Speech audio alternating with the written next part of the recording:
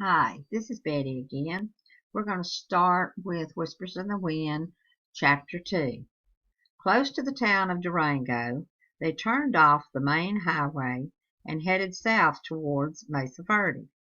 As they climbed the switchbacks, Little Bit wakes up and feels as if she has been here before.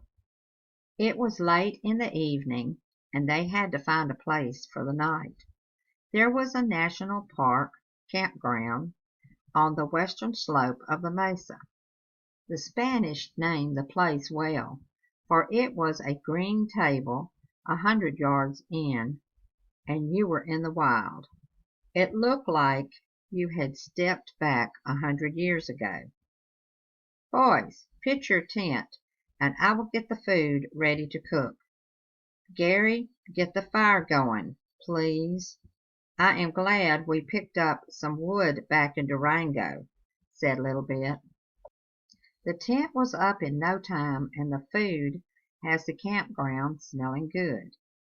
It could have been our appetite that made it smell so good, Little Bit thought. By the time they had eaten and were ready for bed, the moon was up. It was bathing a part of the world that was only visible to them with a beauty that needed to be seen. The cool mountain air was refreshing after a long, hot day. They knew years ago that the Indians had camped here. It seemed their spirits were still there.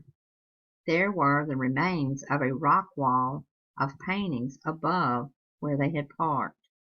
Everyone had retired. Little Bit still could not sleep. She kept hearing noises as if someone was sneaking around the camp. Finally she raised up and looked out the window of the van. There was a deer feeding in the moonlight. The boys were told to keep the zippers closed on the tents so that no little varmints could get in.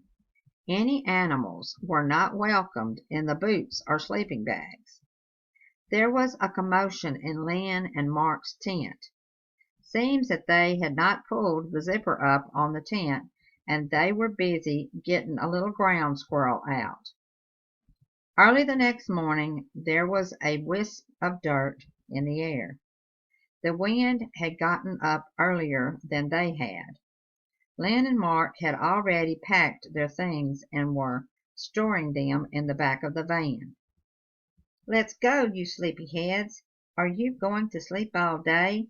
called the boys as they shook the van. After a short drive they arrived at the famous Cliff Dwellings. They parked the van and started down the trail, with Lynn and Gary leading. Lots of trees and underbrush were along the walkways going down to the Cliff Dwellings. Mark was bringing up the rear of their gang. When Little Bit came to a ladder, she noticed that the rungs were a little far apart for her to comfortably climb. Well, she was climbing up as best she could, stretching from rung to rung. The rungs were still slick from the night dew, and near the top her hand slipped off.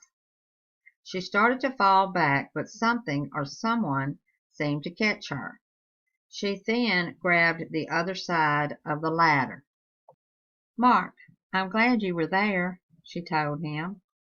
Looking around, Little Bit could not find Mark near her. Mark had not even started climbing the ladder. He yelled back from below, "Mom, be careful of that ladder. It looks as if it will be hard to climb for a short stuff like you, and it may be slick," he told her.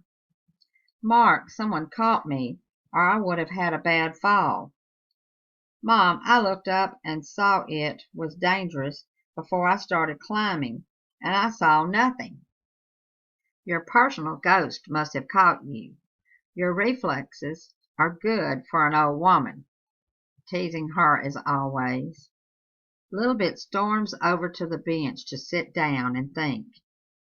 "If I have a personal ghost," she thought to herself, "then he sure did come in handy that time." What is going on? Lilibet wanted to know. While she was in one of the Cliff Dweller rooms, she had a feeling that she had been there before. There was a knife buried there. She started to dig, and there was the knife. She had seen it in a dream. Well, she gave the knife to the museum. Lilibet thought when someone finds artifacts, the artifacts need to be given to the museum so that others can enjoy them too. They continued with their tour of the Mesa Verde and finally arrived back at the van. "Let's head for Canyon de Chelly before we eat," Gary said, as he cranks up the van. "It's too far to the Canyon de Chelly before we eat. I would starve before I got there," Lynn said, looking into the ice chest. "It's nice to be away from the hustle and bustle of the world," Lilibet says. "Why did I feel as if I had been there before? Why do I feel such happiness out here in the West?" Lilibet thought. They are nearly down the switchbacks. They head back to Durango to have a late breakfast. Later that day they arrived at Canyon de Chelly. Lilibet's family went on a tour of Canyon de Chelly. They had just walked through a rock tunnel that led to the path that went to the bottom of the canyon.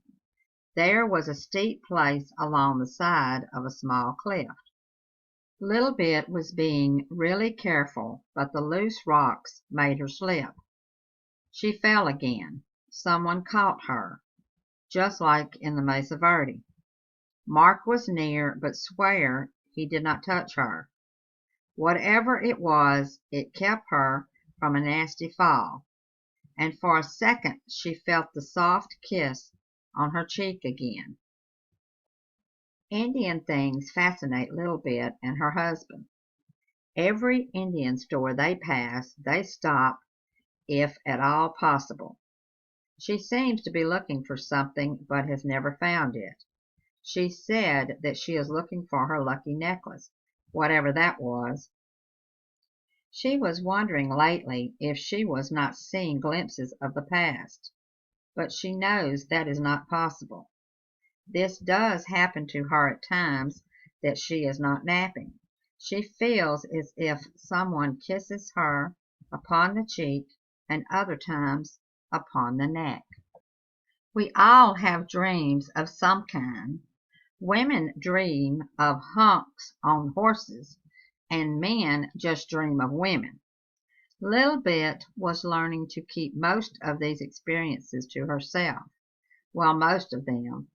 People who have these experiences don't talk about them. Hours, days, and years can pass in a second in a dream. They seem to be in high speed.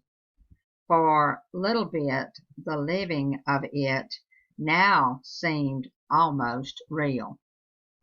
Okay, well, we've completed chapter 2, and it is thundering and lightning outside, so I'm going to have to cut it short, and I hope to get back to you soon with chapter 3. Thanks, and share, like, and comment. Have a nice day.